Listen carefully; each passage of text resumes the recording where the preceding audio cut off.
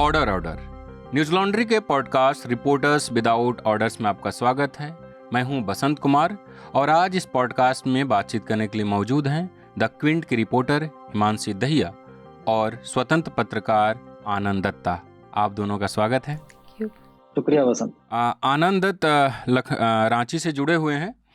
हिमांशी ने हाल ही में मिजोरम से एक बेहद ही तकलीफदेह कहानी को बेहद ही शानदार तरीके से कही है। अगर आप क्विंट पे उस स्टोरी को पढ़ेंगे तो उसमें जो तकलीफ है वो तो आप जानेंगे ही, लेकिन जिस तरीके से स्टोरी को प्रेजेंट किया गया है वो बेहद शानदार है। मतलब उसको पढ़ते हुए लगता है कि हाँ, डेस्क ने भी काफ़ी मेहनत की है। तो हम हिमांशी से इस पर बात करेंगे। वहीं आनंद दत्त ने इंडिया टुडे मैगजीन के लिए एक रिपोर्ट की है कि कैसे देश के अलग अलग हिस्सों में जो जातियां हैं उनमें आदिवासी बनने की होड़ लगी हुई है। आप देखिए कि जो मणिपुर की पूरी त्रासदी हुई उसमें भी आदिवासी बनने की और आदिवासी स्टेटस लेने की कहानी थी। और आज भी अभी जब हम ये पॉडकास्ट रिकॉर्ड कर रहे हैं तब भी 3 लोगों के मारे जाने की खबर आई हुई है हिंसा में। तो हम आप दोनों से बात करेंगे। शुरुआत हिमांशी आपसे करते हैं। वेटिंग टू डाई, ये काफ़ी मतलब तकलीफ देने वाली हेडलाइन है कि अपने मौत का इंतज़ार करना। तो आप हमें संक्षेप में बताएं कि ये आखिर आपने मिज़ोरम को क्यों चुना इस स्टोरी के लिए, और दूसरा क्या देखा आपने? पहले तो Basant, thank you so much for having me. ये जो स्टोरी है ये बहुत सारी ऐसी स्टोरीज होती हैं जो आप बहुत प्लान करके करते हैं। ये एक ऐसी स्टोरी है which just came and fell into my laps. एक हेल्थ रिपोर्टिंग ग्रांट एक अमेरिकन वैक्सीन इंस्टीट्यूट है, Sabin vaccine institute. I really want to thank them on this podcast today. They were giving some health reporting grants to people in middle and low income countries कि आप जाइए और vaccination और immunisation के ऊपर वो stories कराना चाह रहे थे। And they were tying up with news rooms in different countries. तो किसी तरीके से ये ग्रांट मेरे पास आया एंड इंडिया में वो फोकस करना चाहते थे सर्वाइकल कैंसर और HPV वैक्सीन पे। टू बी वेरी ऑनेस्ट, मैंने हेल्थ को ज़्यादा कवर किया नहीं है, तो मुझे भी खुद नहीं पता था कि ये प्रॉब्लम कितनी बड़ी है। When I started researching I was shocked to see some numbers कि सर्वाइकल कैंसर से कितनी महिलाओं की जान जाती है। एंड इतना बड़ा एक प्रॉब्लम इतने लंबे टाइम से एक इशू होने के बाद भी ये हमारे नेशनल इम्यूनाइजेशन प्रोग्राम में नहीं है, वैक्सीनेशन जो है इसकी। सो a lot of things didn't make sense to me कि and I was very curious as a reporter to find out why. फिर जब मैंने अपना रिसर्च करना शुरू किया आई वॉज अगेन एक्सपेक्टिंग कि कुछ जो स्टेट्स हैं जिनसे रेगुलर हमें खबरें आती हैं कि वहाँ पर हेल्थ इंफ्रास्ट्रक्चर बहुत ख़राब है, चाहे वो बिहार हो, यूपी हो, राजस्थान हो, लेकिन आई वॉज एक्सपेक्टिंग कि वहाँ पर इस ये प्रॉब्लम बहुत बड़ी होगी, बहुत ज़्यादा होगी। But to my surprise it was in the north east. Mizoram और अरुणाचल प्रदेश 2 ऐसे स्टेट्स थे जो मुझे मिले कि यहाँ पे नंबर्स बहुत ज़्यादा हैं, और उन दोनों में से भी मिज़ोरम में नंबर्स बहुत ज़्यादा थे। और सर्वाइकल कैंसर जो है वो एक सेक्सुअली ट्रांसमिटेड डिजीज़ है। मिज़ोरम में HIV का भी बहुत ज़्यादा बड़ा प्रॉब्लम है। जब मैं वहाँ गई तो मैंने देखा कि गवर्नमेंट ने भी बहुत इनिशिएटिव्स लिए हैं HIV पे अवेयरनेस फैलाने के। तो मिज़ोरम को चूज़ करने के पीछे सिर्फ यही था कि इतने बड़े numbers, also from a region of the country which is constantly been under reported. आप नॉर्थ ईस्ट से उतनी खबरें नहीं देखते unless and until it's conflict, unless and until it becomes so big. अभी आपने मणिपुर की बात की, मणिपुर पे भी मेन स्ट्रीम ने जब खबर करनी शुरू की वो there was a tipping point when that video went viral. तो इन रीजन से जो खबरें आती हैं वो सिर्फ तभी आती हैं जब when there shock value news. So यहाँ मुझे लगा मेरे पास एक अपॉर्चुनिटी है, मैं जा सकती हूँ। Also the problem is severe in that region. So yeah, that is how it happened and the story just fell into my lap and I packed my bags and went. काफ़ी detail में आपकी story है, तो cervical cancer के कारण और जो भी ये वैक्सीन है उस पर बात करेंगे। लेकिन एक चीज़ बताइए कि मिज़ोरम में इतनी ज़्यादा है कि मतलब क्या वजह है कि वहाँ पे इसके पेशेंट ज़्यादा है? कोई ख़ास वजह है? One is because it's a sexually transmitted disease. वहाँ पर there's drug abuse is a big problem. Refugee crisis is a big problem. Healthcare infrastructure बहुत ही ख़राब है. A lot of people are not willing. अगर healthcare है भी तो बहुत सारे ऐसे लोग हैं जो access नहीं करना चाहते हैं वो हेल्थ केयर। तो मैं जब वहाँ गई तो मुझे जो मिला वो एक बहुत ही ज़्यादा, there was a web of a lot of factors which were at place. Although testing हो रही है बट बहुत सारी महिलाएं जो हैं वो आगे आकर टेस्ट नहीं कराना चाहती हैं because in some cases Mizoram आपको वहाँ पर ट्राइबल पॉपुलेशन बहुत ज़्यादा है। There are some rules which those tribal women follow and जो मेन कैरेक्टर हैं वो भी yes, they come from a particular community and I do not want to name the community so that I'm not like creating any sort of stigma around the community। लेकिन बात ये है कि कुछ tribal communities में इस तरीके के the rules they do not allow women to go and get screened for these cancers, क्योंकि इसके जिस तरीके से सर्वाइकल कैंसर अभी डिटेक्ट होता है इंडिया में, तो वो एक बहुत ही it's an invasive approach where you have to screen a women's vagina। तो आप वो कैसे स्क्रीन करेंगे? So a lot of women are hesitant कि हम एक हेल्थ केयर वर्कर को, और सर्वाइकल कैंसर ऐसे नहीं है कि बहुत सारे कैंसर्स हैं जो आप किसी पेशेंट को देखेंगे तो शायद आपको उसके सिम्टम्स दिखेंगे। सर्वाइकल कैंसर बहुत सालों तक बिना किसी सिम्टम के भी आपके बॉडी में ग्रो कर सकता है। सो इन दैट सेंस अगर एक महिला है जिन्हें लगता है कि वो हेल्दी है, कोई सिम्टम नहीं है, they just healthy, they do not want to go to a health care worker and get screened for a cancer which is that too in an approach which is so invasive.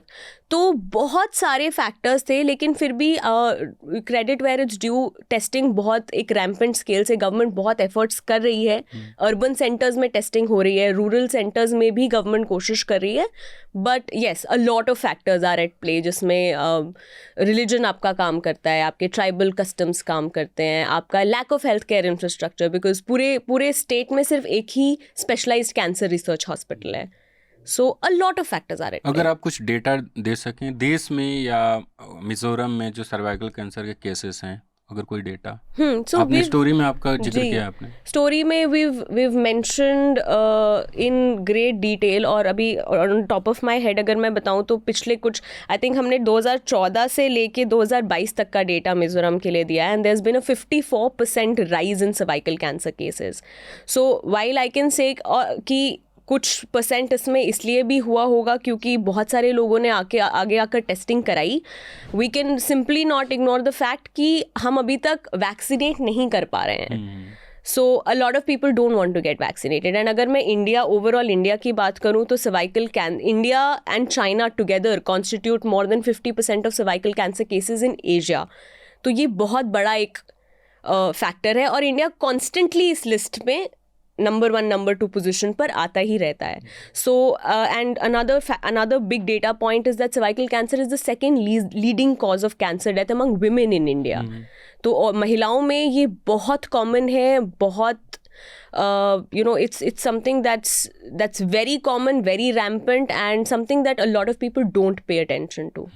आपकी story में पूरा हिस्सा है miss information और जो stigma है, अगर आप उसको बताएं, क्योंकि जब आप कह रही हैं कि काफ़ी संख्या में वहाँ पे केसेस आ रहे हैं, क्योंकि स्टिग्मा तब होता है किसी एक को हो कोई चीज़, अगर 10 लोगों को हो रही है तब तो इंसान को आगे आके अपना टेस्ट वगैरह कराना चाहिए। तो स्टिग्मा क्या है या मिस इन्फॉर्मेशन क्या है इसको लेकर? जी, तो सर्वाइकल कैंसर के लिए जो वैक्सीन है वो यूजुअली डॉक्टर्स के अकॉर्डिंग आपको 9 से 14 ईयर्स ऑफ एज में जो लड़कियां होती हैं उनको सबसे पहले एडमिनिस्टर करना होता है। आप इसके बाद भी लगवा सकते हैं, लेकिन उसके बाद नंबर ऑफ डोजेज आपका बढ़ जाएगा। This vaccine is also very expensive. Now ये वैक्सीन जब आप जब रूरल सेंटर्स में स्पेशली जाते हैं और लोगों को बताते हैं कि ये वैक्सीन है, बहुत सारे लोगों को बीमारी के बारे में नहीं पता। And when you try to explain it to them, मैंने बहुत सारे हेल्थ केयर वर्कर्स से बात की, उन्होंने बताया कि जब आप उनको एक्सप्लेन करते हैं कि बीमारी फैलती कैसे है, it's a sexually transmitted virus, तो बहुत सारे पेरेंट्स, क्योंकि माइनर लड़कियां होती हैं, तो बहुत सारे पेरेंट्स घबरा जाते हैं कि if it is a sexually transmitted virus, my daughter is not sexually active right now, why should I get her this vaccine? तो ये जो सेक्स को लेकर एक स्टिग्मा है, वही सेक्शुअली ट्रांसमिटेड डिजीजेस और उसकी फिर क्योर और प्रिवेंशन के लिए इट ट्रांसलेट्स टू दैट। तो मेन स्टिग्मा यही था। आई रिमेंबर मैंने स्टोरी में भी मेंशन किया है एक महिला जिनके घर हम गए, I think she has 4 sons 4 daughters, किसी को भी उन्होंने वैक्सीनेट नहीं कराया. General policy in the house is against vaccination. लेकिन जब हमने उन्हें सर्वाइकल कैंसर के बारे में बताना चाहा, and specially we explain it to her, she was angry. उनको काफ़ी I could see her temper change, क्योंकि she wasn't happy. She is like, okay no, what do you think my daughter is doing. मेरी बच्ची इस तरीके की किसी भी एक्टिविटी में इन्वॉल्व नहीं है जिससे उसको ये कैंसर हो सकता है. So they don't understand this vaccination is preventory. वो आपको प्रिवेंशन में हेल्प करेगा. It's not a cure, it's a prevention. हाँ. एंड यूजुअली क्या होता है, बहुत सारी ऐसी कम्युनिटीज़ में चाइल्ड मैरिजेस भी होती हैं, though they might not accept it और agree to it on camera. अगर once they are pushed into child marriage, तो वही 13, 14, 15 साल में उनको पहला बच्चा हो जाएगा. So in that sense I think 9 to 14 is a great age for everybody to get vaccine, for all women to get vaccinated for cervical cancer. एक चीज़ बताइए कि मैं ये जानकारी के लिए पूछ रहा हूँ कि जो वैक्सीन है ये, वो सिर्फ हर महिला को या हर लड़की को लेनी चाहिए अगर उनको सर्वाइकल कैंसर से फ्यूचर में बचना है तो? Yes, absolutely. हर महिला को, हर लड़की को लेनी चाहिए. Now there are ages, 9 to 14 years of age, all girls should get it. Till 26 अगर आप हैं, 26 साल की उम्र का एक कैप होता है, वहाँ तक आप ले सकते हैं. लेकिन 26 के बाद भी all women should regularly get screened and tested, क्योंकि उसके बाद अगर आपको even if you are detected, even if the doctors find that you have cervical cancer, it's curable, it's preventable in early stages. अभी अपने यहाँ क्या हुआ कोविड में कि इतने बड़े बड़े होर्डिंग्स लगे कि वैक्सीन देने के लिए बहुत बहुत शुक्रिया. आपकी स्टोरी बताती है कि ये वैक्सीन अभी मुफ्त में उपलब्ध नहीं है, जबकि सर्वाइकल कैंसर आप भी बता रही हैं कि सबसे ख़तरनाक महिलाओं में सबसे ज़्यादा यही है और उससे डेथ भी काफ़ी ज़्यादा हो रही है. तो बहुत महंगा नहीं है, शायद 3,000 कुछ रुपए का है एक. तो आखिर सरकार इसको मुफ्त में उपलब्ध क्यों नहीं करा रही? क्योंकि आपसे बात करने से पहले ये मेरी कम जानकारी हो सकती है, लेकिन मुझे नहीं मालूम था कि ये वैक्सीन ऐसा है जो लोगों को, महिलाओं को लगना चाहिए, इससे बच सकती है ज़िंदगी उनकी. तो सरकार इसको अवेयरनेस क्यों नहीं फैला रही है कि ये चीज़ है?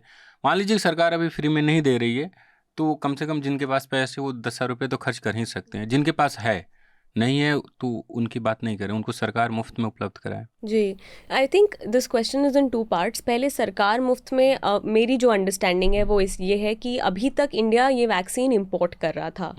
आई थिंक कुछ सालों पहले सीरम इंस्टीट्यूट को इसका serum institute started working on an indigenous vaccine कि हम इंडिया में ही बनाएंगे.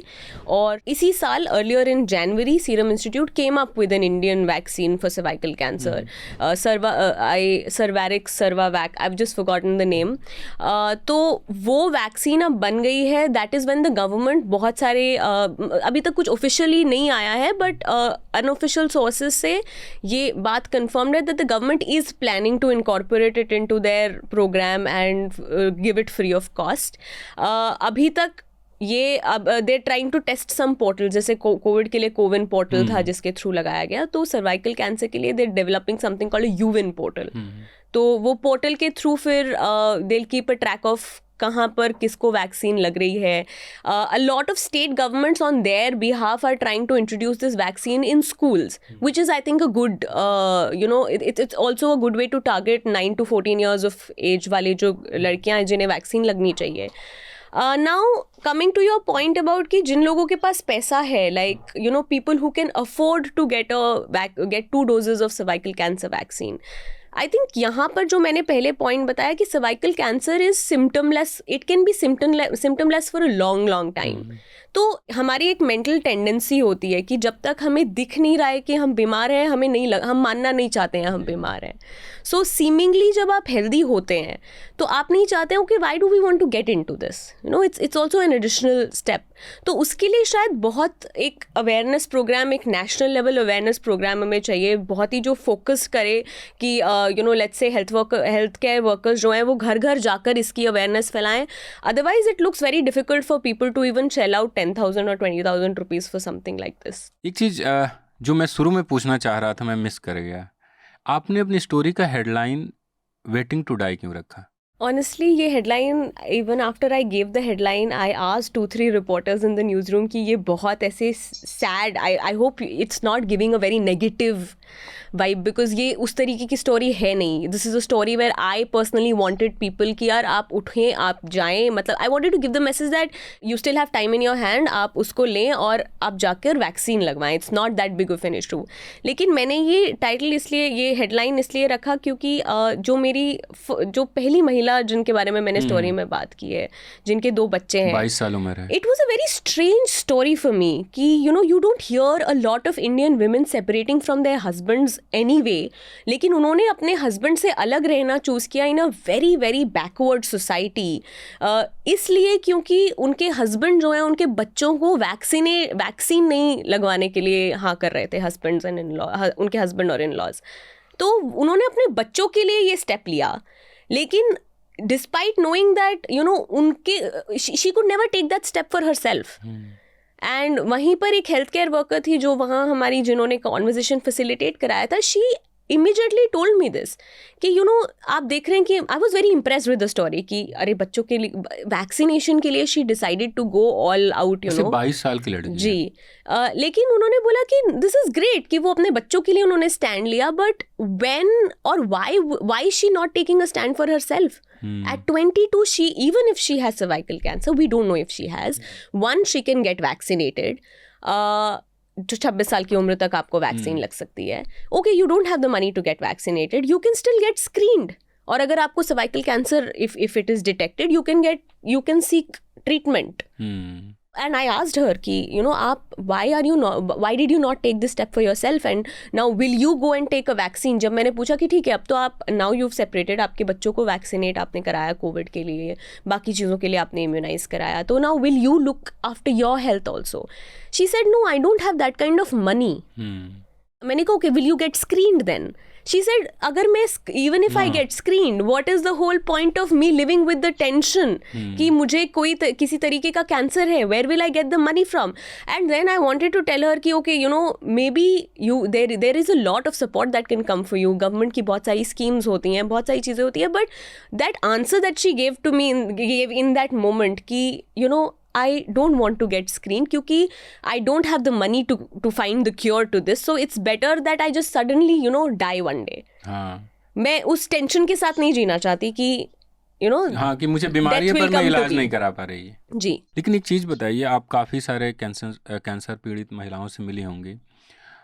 आसपास में कहा जाता है कि अगर किसी को कैंसर हो जाए तो मतलब काफ़ी पैसे खर्च होते हैं और बचने की संभावना भी कम होती है अगर 4th स्टेज हो, 3rd स्टेज हो. तो आपकी स्टोरी में एक महिला है जिनको आयुष्मान योजना से लाभ मिला, लेकिन बाकी लोगों का क्या, उनका इलाज कैसे हो रहा है? गरीबी भी है उधर, पैसे नहीं है, जैसे वैक्सीन लगाने के लिए लोगों के पैसे नहीं है. तो क्या लोग, जैसे ये महिलाएं कि स्क्रीनिंग ही नहीं करा रही हैं, तो बाकी ऐसे भी लोग ऐसे ही कर रहे हैं? जी, बहुत ऐसे लोग हैं. I mean, and that is not just a problem in Mizoram. मुझे, I personally really feel that देश के बाकी हिस्सों में भी the numbers are low because लोग स्क्रीनिंग नहीं करा रहे हैं. And before I started working on the story, even I had that notion कि शायद ट्रीटमेंट बहुत एक्सपेंसिव होगा, लेकिन to be very honest, treatment is not that expensive. जिन महिला का इलाज हुआ, जिनके बारे में मैंने अपनी स्टोरी में लिखा भी है, I asked her doctor how much did the entire procedure cost. So he told me कि सब कुछ मिला के 1.5 या 2 लाख रुपए में हो गया. This was all entirely covered under the Ayushman Bharat. Now I also understand, being journalist we know कि इन स्कीम्स में कितने लूप होल्स होते हैं, हर किसी तक नहीं पहुंचती हैं. जस्ट आप कहीं पे कोई टेक्निकल ग्लिच की वजह से भी ऐसा हो सकता है कि लोगों तक ये स्कीम ना पहुंचे, आधार कार्ड का प्रॉब्लम हो सकता है. सो in that case, I mean, those people really don't have any place to go. अगर वो फिर नहीं अफोर्ड कर सकते तो वो नहीं अफोर्ड कर सकते. But there are a lot of NGOs, a lot of civil society members who do come to help. लेकिन वही है, वो रिसोर्स आपके पास होना चाहिए, आपको पता होना चाहिए कि हेल्प के लिए रीच आउट कैसे करें. बट बहुत सारे ऐसे लोग हैं कि they don't want to reach out for help. They don't want to look for those options because this type of cancer, to talk about sexually transmitted diseases is a taboo. जो लोग आपको सुन रहे हैं उनको अवेयर करने के लिए आप कुछ बोलें, क्योंकि स्टोरी तो अवेयर ही कर रही है. हमारी अब तक की जो बातचीत है लोगों को अवेयर करने के लिए ही है, लेकिन आप कुछ उनको बताना चाहें कि क्या करें, क्योंकि है तो कैंसर ही काफ़ी खतरनाक माना जाता है. तो क्या करना चाहिए अगर आप कुछ सजेशन, क्योंकि आपने लंबा वक्त दिया इस जी, I think vaccinate vaccinate vaccinate and get screened. If you have daughter, if there is a minor in your house, please get your daughters vaccinated. If you are a grown up woman, if आप please screening कराएं. अगर आप 26 साल की उम्र तक हैं तो आप वैक्सीन भी ले सकते हैं, but vaccinate and get screen, vaccinate and get screen. Just remember this, that's all that I have learned. यार स्टोरी पढ़ने के बाद में मेरा सवाल ये था कि इसको करने का पूरा प्रोसेस क्या रहा, मतलब आइडिया पिच करने से लेकर ऑफिस लौटने तक का। आइडिया पिच करने से लेकर, I think once the idea was, जैसे मैंने पहले भी बताया कि जो वैक्सीन, अमेरिकन एक वैक्सीन इंस्टीट्यूट था, they wanted us to do the story. Cervical cancer का रिसर्च शुरू हुआ. आई थिंक 5 से 6 दिन रिसर्च में लगे, वेयर आई फाउंड आउट कि कौन से स्टेट से कितने numbers, which states are how are they faring. Once that happen तो हमने 2-3 स्टेट्स को लॉक किया था initially. I was confuse if I should do this between Arunachal Pradesh, Mizoram, और आई वॉज ऑल्सो थिंकिंग कि शायद यूपी और बिहार में ही जाया जाए, जहाँ पे प्रॉबली लोग रिपोर्ट ही नहीं कर रहे हैं, अवेयर भी नहीं है. जी, अवेयर भी नहीं है. लेकिन I chose Mizoram for the reasons जो पहले भी डिस्कस हुआ कि अंडर रिपोर्टेड है और वहाँ पे नंबर्स ज़्यादा हैं. And I was also curious कि क्यों नंबर्स ज़्यादा हैं. सो वो हुआ. उसके बाद फिर 1 हफ्ता I spent on the ground, जिसमें एक दिन मैंने मेन सिटी सेंटर्स में स्पेंड किए. फिर कुछ दिन मैंने सिटी से बाहर जाकर जो बॉर्डर डिस्ट्रिक्ट्स हैं वहाँ पर स्पेंड किए, जहाँ रेफ्यूजीज़ का कॉन्सेंट्रेशन ज़्यादा है. तो 1 वीक वो spent on the ground. And I think जो स्टोरी का जो हैवी लिफ्टिंग है, जो हम लोग पहले भी डिस्कस कर चुके हैं, that was once I came back, और जिस तरीके का सपोर्ट मिला. We have a graphics team and I really want to give a shout out to my team here, क्योंकि उन्होंने they did such an amazing job. तो पूरा story करने के लिए I think it took us around a month, लेकिन it was all worth it.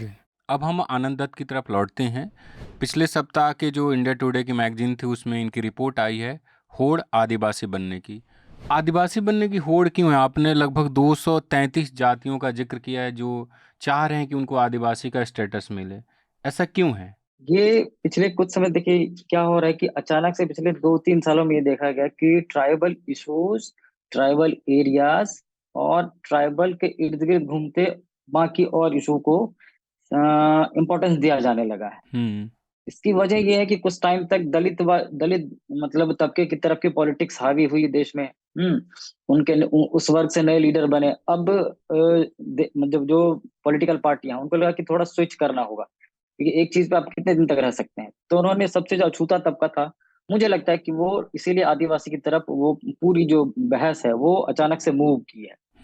और यही वजह है कि इस वक्त मतलब सबसे ज्यादा जो डिमांड है वो उड़ीसा से है. लगभग 160 प्लस ऐसी नॉन ट्राइब हैं जिनके लिए खुद स्टेट गवर्नमेंट ने सेंट्रल गवर्नमेंट से कहा है कि इनको ट्राइबल बनाइए. और ये लगभग देश भर में जितने भी मतलब कई सारे ऐसे स्टेट हैं जहां मतलब कुछ ऐसे ट्राइब है जिनको ट्राइबल नहीं माना गया है, लेकिन वही ट्राइब दूसरे राज्यों में ट्राइबल की कैटेगरी में आते हैं. खासकर असम में एक बहुत बड़ा मतलब कई सारे ट्राइब हैं जिनको टी ट्राइब का दर्जा दिया गया है, जो चाय बागानों में ज्यादा काम करते हैं, लेकिन उनको एसटी का दर्जा नहीं दिया गया. तो उनकी मांग तो मतलब मेरे लिहाज से कि वहां वो जायज है, क्योंकि उसमें से कई ऐसे ट्राइब है, खासकर संताल वगैरह, जो झारखंड, उड़ीसा और छत्तीसगढ़, वहां ऑलरेडी उनको पहले से ट्राइबल का दर्जा मिला हुआ है. तो लेकिन इसका असर क्या हो सकता है? हमने मणिपुर में देखा कि जो ट्राइब हैं अभी तक, उनको ये नहीं लगेगा कि उनके अधिकारों में उनका जो आरक्षण ही मान लिया जाए, या उनके लिए जो सुविधाएं सरकार देती है, चाहे राज्य सरकार हो चाहे केंद्र सरकार हो, उस पर अतिक्रमण होगा और वो उसके विरोध में जाएंगे. ये अतिक्रमण बिल्कुल होगा, और ये होगा, ये मैं खुद नहीं कह रहा हूँ. ये खास मैं जब अभी हम मणिपुर की बातचीत कर रहे हैं, तो मणिपुर के ही एक वो रिटायर्ड पुलिस ऑफिसर से इस स्टोरी के दौरान मेरी बातचीत हो रही थी. तो उन्होंने खुद एक्सेप्ट किया कि अगर हमें एसटी का दर्जा मिलता है तो हमें वो जो हमारा लैंड तो सुरक्षित हो ही जाएगा, और जो लैंड ट्राइबल्स के पास हैं, जो बहुत बड़े हिस्सा में, जो बहुत बड़ा हिस्सा जो खाली पड़ा हुआ है, उस पर हमारा अधिकार हो सकेगा, और फिर हम आगे अपने जनरेशन को आगे बढ़ा पाएंगे.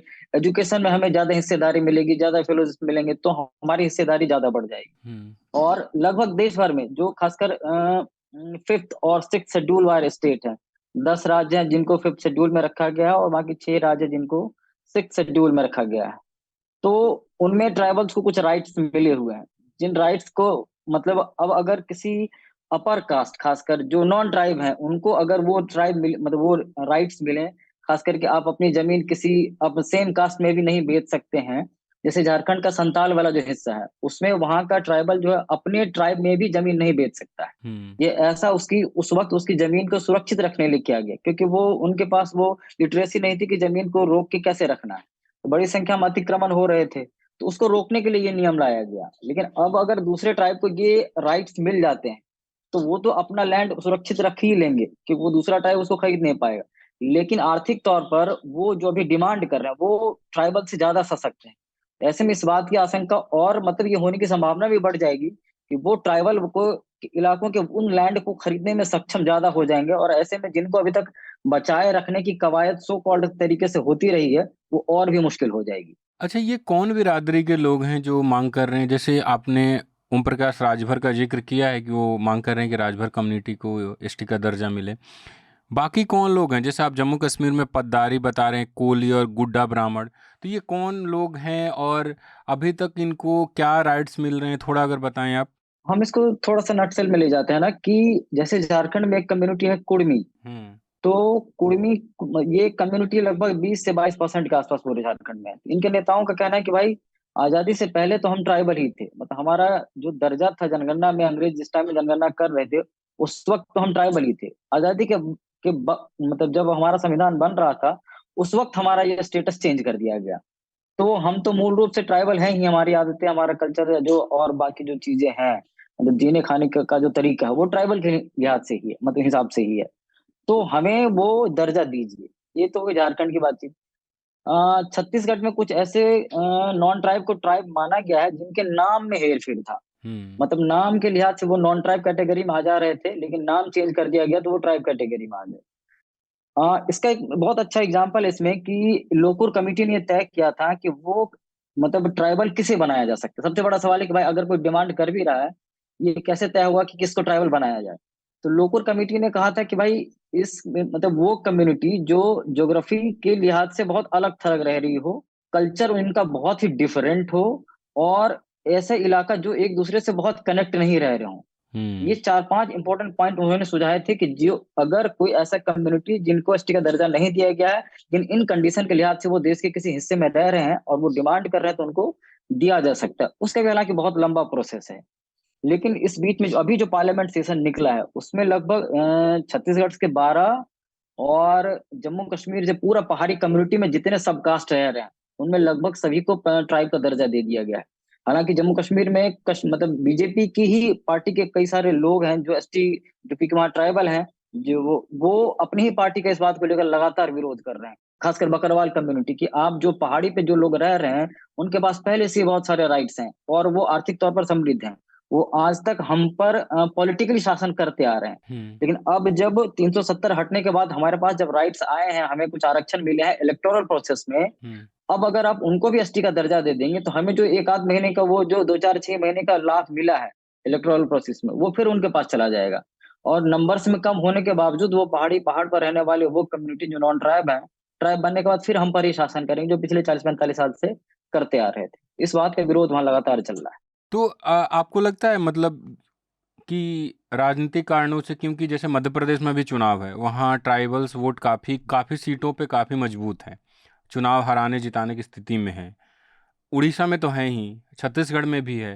आप जहाँ से अभी बात कर रहे हैं, रांची, वहाँ झारखंड में भी है, और जम्मू कश्मीर में। तो क्या आपको लगता है कि राजनीतिक कारणों से लोगों को ये सुविधा दे दी जा रही है ताकि वो वोट में तब्दील हो जाए? बॉस, बात तो ये है कि अभी जिस थोड़ी देर पहले जिस टॉपिक पे हम लोग सर्वाइकल कैंसर पर बातचीत कर रहे थे और उसके वैक्सीन को लेकर बातचीत कर रहे थे, वो भी अगर डिसाइड नहीं हो पा रही थी केवल और केवल पॉलिटिक्स की वजह से, करेक्ट, कि पार्लियामेंट में या फिर पॉलिटिकल सिनेरियो में इस चीज को लेकर कोई बातचीत ही नहीं है। हम्म। तो ये तो तय है कि हर चीज जो भी डिसाइड हो रही है पूरी दुनिया में, वो पॉलिटिक्स तय करती है।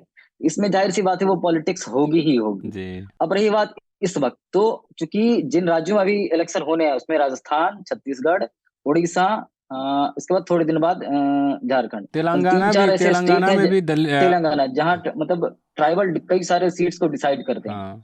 तो यही वजह है कि एक लगातार प्रोसेस रहा है, खासकर जो सत्तारूढ़ पार्टी है उनका, कि पहले राष्ट्रपति बनाना, फिर उसके लिए अलग से विंग बनाना। मतलब पूरे देश में ट्राइबल सीटों पर केवल जेपी नड्डा ने कई सारे ऐसे सीट्स हैं, राजस्थान, छत्तीसगढ़, मध्य प्रदेश, झारखंड, जहां उन्होंने ट्रैवल किया और सभा को संबोधित किया है और अपनी पार्टी की तरफ से ये बताया है कि भाई हमने ट्राइबल्स के लिए किया क्या क्या है। हम्म। और यही बात है कि बाकी पार्टियां भी ट्राइबल इशू को लेकर अब मतलब उसकी तरफ शिफ्ट हो जा रही हैं। छत्तीसगढ़ में अभी कांग्रेस का अध्यक्ष बदला, वो उन्होंने ट्राइबल को बनाया है। तो घूम फिर के उन 4-5 इलेक्शन, स्टेट में जो इलेक्शन होने वाले विधानसभा में, उसको लेकर ये सारी चीजें हुई है। यही वजह कि मतलब बहुत कम मतलब चर्चा भी हुआ पार्लियामेंट का भी जो बीता हुआ सेशन है उसमें, कि कई सारे नॉन ट्राइब को ट्राइब का दर्जा दे दिया गया है इस बीते मतलब अभी तुरंत सेशन खत्म हुआ है। तो ये इन सब की वजह से ही हो रहा है। उसमें कई सारे ग्रुप का पहले से डिमांड रहा है कई सालों से, तो उनको लग रहा है कि हमारा संघर्ष सफल हुआ। और ट्राइबल जो पहले से उनको लग रहा है कि हमारा जो अधिकार उसमें काफी बड़े लेवल से हमारी होनी शुरू हो गई है।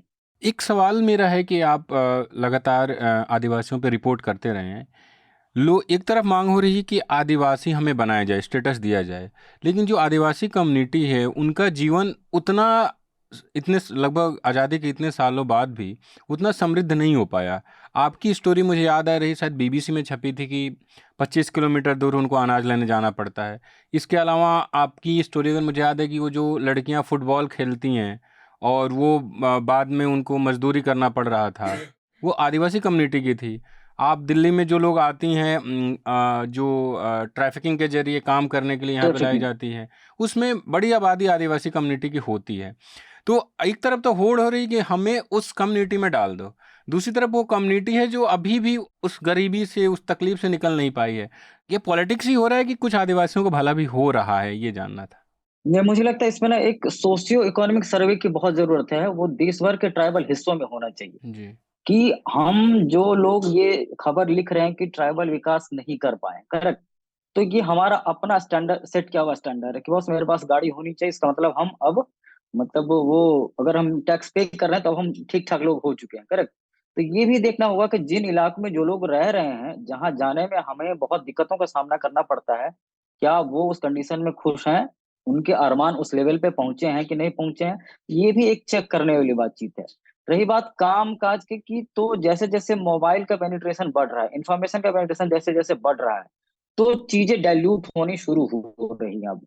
हालांकि ये तो दुनिया भर में प्रोसेस है, दुनिया भर के हिस्सों में ऐसी चीजें बनी हैं और बिगड़ी हैं। लेकिन ये देखना होगा कि जब हम ट्राइबल को बचाने की बातचीत करते हैं, जिनको बचाने की बातचीत कर रहे हैं वो खुद को किस तरीके से बचाए रखना चाहते हैं, ये भी चेक करना होगा।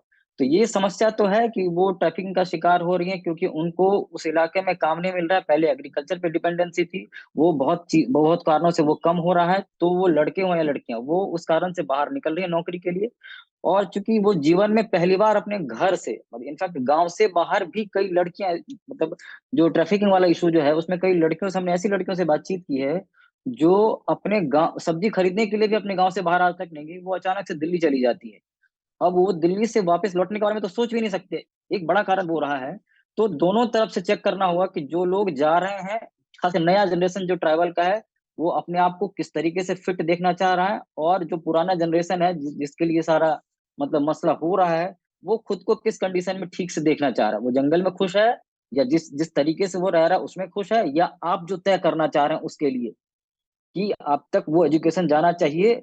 अभी आप जैसे हम इन्वायरमेंट की बातचीत कर रहे हैं, उसको वो मतलब कई साल मतलब दशकों से उसी चीज को प्रैक्टिस कर रहे हैं। तो आपको और हमको उस चीज की पढ़ाई करनी पड़ रही है, कोर्स डिजाइन हो रहा है उसके लिए, दुनिया भर में बजट बन रहे हैं उसके लिए। यार वो तो बिना बजट बने उसी चीज को जी रहा है। तो हमें दोनों चीज चेक एंड बैलेंस करके चेक करना होगा। मतलब वही कि विकास का पैमाना उनके लिए क्या है और हमारे लिए क्या है। एग्जैक्ट। समृद्धि का पैमाना उनके लिए क्या, मतलब जो हम लोग हैं, जो हम लोग मीन्स जो इधर शहरों में लोग रह रहे हैं, उनके पास फ़ोन हो, अच्छा गाड़ी हो, घर हो, वो समृद्धि है। उनके लिए कुछ और समृद्धि होगी, आप ये कहना चाह रहे हैं। बिल्कुल। लेकिन एजुकेशन हो, सड़कें हो, ये सब चीज़ें तो अगर आप उनके नाम पे राजनीति हो रही है, तो उन तक ये चीज़ें नहीं पहुंच रही, ये मेरा सवाल था। उनको ट्रैफिकिंग का शिकार होना पड़ रहा है। बिल्कुल, मैं ये चीज का ट्रैफिकिंग का शिकार इसलिए होना पड़ रहा है कि वो जिस तरीके से 50 साल 60 साल पहले रह रहे थे, उनके पास गाय चराने के लिए जगह थी, और उनके पास पर्याप्त मात्रा में गाय थी, और खेती आसान था उस वक्त उनके लिए, करेक्ट। लेकिन अब जब चीजें खेती महंगाई बढ़ती गई, उनके पास इक्विपमेंट नहीं पहुंचा है। अब क्या हो रहा है, जैसे आज ही मैं अभी थोड़ी देर बाद मैं एक down to earth story file करने जा रहा हूँ राशन की समस्या को लेकर। तो इस दौरान मुझे पता चला कि सारंडा के जंगल में जो चूंकि सीढ़ी नुमा खेती होती है, मतलब ढलान वाला ही हिस्सा है, तो लोग सीढ़ी नुमा खेती करते हैं।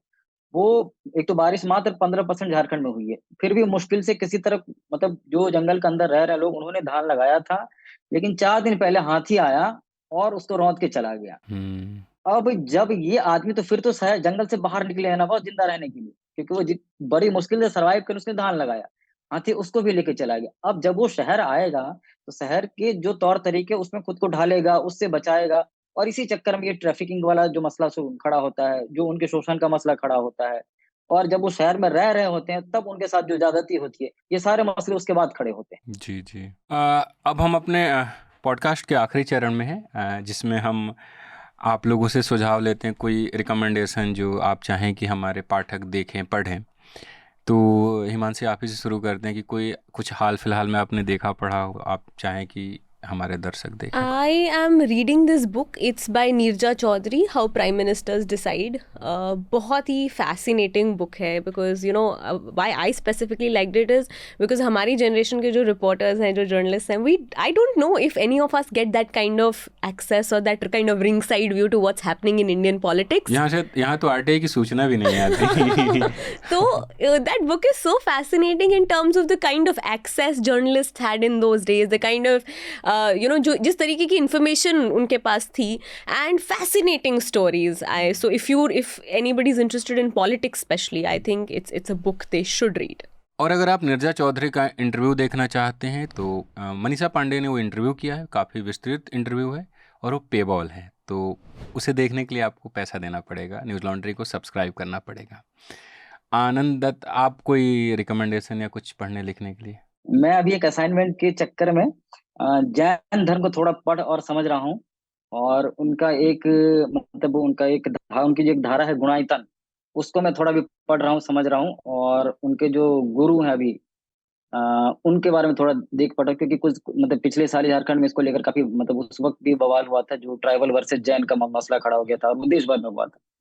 तो अभी मैं जैन को धर्म को समझने की कोशिश कर रहा हूँ कि इसमें कितनी सहिष्णुता है, और ये क्यों अचानक, ये भी जब अब ये आंदोलन करते हैं तो वो काफी उग्र आंदोलन होते हैं, जिस इनको सहिष्णुता के लिए जाना जाता है, लेकिन इनके धर्म में कौन सा वो लूप होल से, कौन सा वो जगह है जहां ये इसकी छूट लेते हैं कि ये मतलब ये भी अग्रेसिव होके अपनी बात रखते हैं या अपने लिए कुछ करते हैं। मैं उसको देखने समझने की कोशिश कर रहा कोई हूँ। किताब जो इसको लेकर?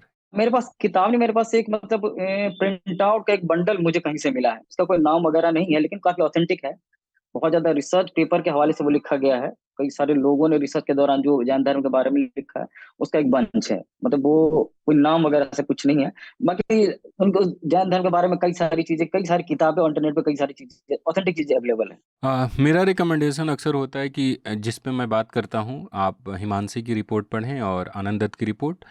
और मेरा जो तीसरा रिकमेंडेशन है, वो हमने शुरू में कैंसर पे बात की, तो मुझे एक किताब बहुत अच्छी लगी थी, मतलब उनको कैंसर था, अनन्या मुखर्जी थी, उनको कैंसर था, उन्होंने अपने कैंसर के दौरान लिखा था ठहरती सांसों के सिरहाने से। ये राजकमल से आई है और काफ़ी मतलब महसूस करके लिखा गया है। आप एक तरीके कैंसर से गुजर रहे हैं और आप जीवन के बारे में लिख रहे हैं, तो ये राजकमल से आई है, आप इसे पढ़ सकते हैं, काफ़ी अच्छी किताब है, पढ़ना चाहिए। उसके अलावा एक सीनियर जर्नलिस्ट हैं जो BBC के लिए काम करते हैं, रांची से ही हैं, रवि प्रकाश, वो इन दिनों कैंसर से जूझ रहे हैं, और उन्होंने BBC पे एक पूरा 4-5 सीरीज का एक पॉडकास्ट, एक सीरीज़ थी पॉडकास्ट की, तो उन्होंने अपने कैंसर के बारे में उस दौरान वो जूझ रहे हैं और फिर वो अपना जीवन भी जी रहे हैं अपनी साथी के साथ। अभी कल परसों मैंने देखा, वो जवान फिल्म देखने गए थे, उनका लड़का IIT में पढ़ता है, तो वो कहते हैं कि जब मैं उसको बस ग्रेजुएट होते हुए देखना चाहता हूँ। तो वो पॉडकास्ट भी काफ़ी अच्छा है, मतलब होप मिलता है जीवन में कि अगर आप किसी परेशानी से उलझे हुए हैं तो होप ही आपको एक लंबे समय तक खींच के लिए जाता है। बीमारी है तो कुछ भी हो सकता है, पर होप बना रहना चाहिए। तो ये मेरा रिकमेंडेशन है। इसी के साथ ये पॉडकास्ट ख़त्म होता है। पॉडकास्ट ख़त्म होने के बाद एक चीज़ आपको देखना ज़रूरी है, ये हमारी साथ ही रिपोर्टर तनिष्का आपसे कुछ कहना चाह रही है, इनको सुनिए और सोचिए। A fancy studio setup, rupees 3 crores. A cup of warm, expensive tea to clear your throat before a shouting match, rupees 400. A substandard news anchor, rupees 40 crores. A stereotypical Hindu-Muslim panelist, rupees 15,000. Government and corporate ads to a news channel, over 3 crores. Independent and public interest journalism, priceless. There's some things that advertisements can't buy. But for other things like independent public interest journalism, there's News Laundry. Our priority is serving you, not political parties and corporates pouring in crores worth advertisements. And not TRPs either. Our ground reports, media reportage, podcasts, interviews and shows have one thing in common, which is public interest journalism. But we can't do this without you. Such stories require time and resources. Power our reportage by subscribing to News Laundry. Head on to newslaundry.com/subscription and choose a plan of your choice. Pay to keep news free. Caveat: these numbers, while inspired by real-life events, are fictional. Journalism at News Laundry is powered by the public, because when the public pays, the public is served. Visit newslaundry.com/subscription and pick a payment plan of your choice. Pay to keep news free and independent. Your future, and indeed the future of democracy, depends on it.